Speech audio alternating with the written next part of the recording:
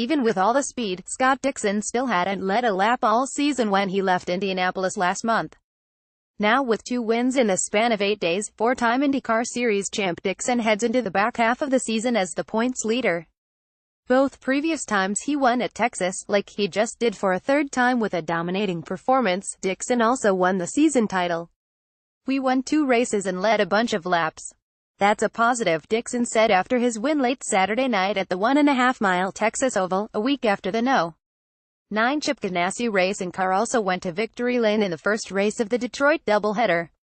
"We had great speed at the start of the year. I was disappointed with how it went down at St. Pete, how it went down at Long Beach," he said. "The speed has been there. Unfortunately, we've either made mistakes as a team, I made a mistake. We just didn't really hit our stride. It's nice to finally show the speed the car has."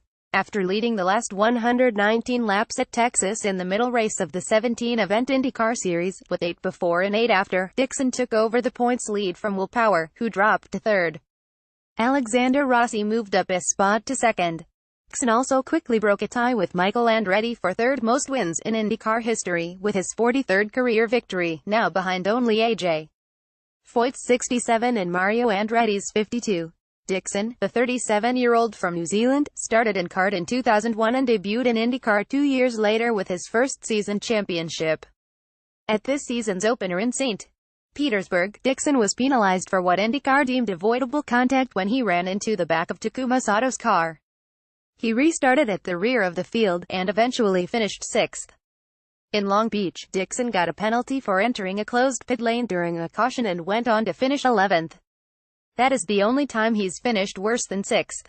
Will Power and Ed Carpenter, the top 2 finishers in the Indianapolis 500, were both called for avoidable contact with rookies in separate incidents that knocked them out at Texas. There were no issues at all for Dixon.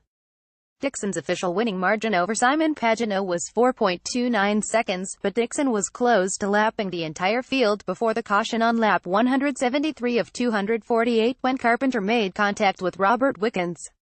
Dixon was starting to stretch his lead again before Power collided with Zachary Klum and Damelo on lap 205.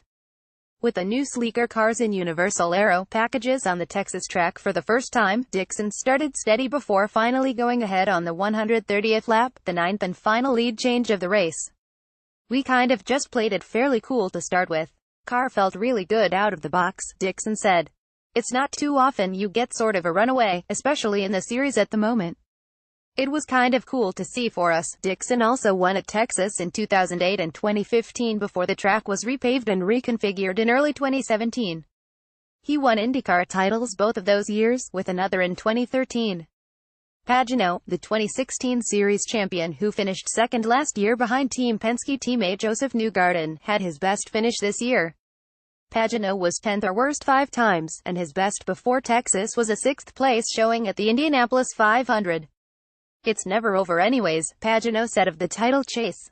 "We saw that last year. Newgarden really started his momentum mid-season, went on and won the championship. I did the same last year really, much like what Dixon could be doing now." Copyright 2018 The Associated Press. All rights reserved. This material may not be published, broadcast, rewritten or redistributed.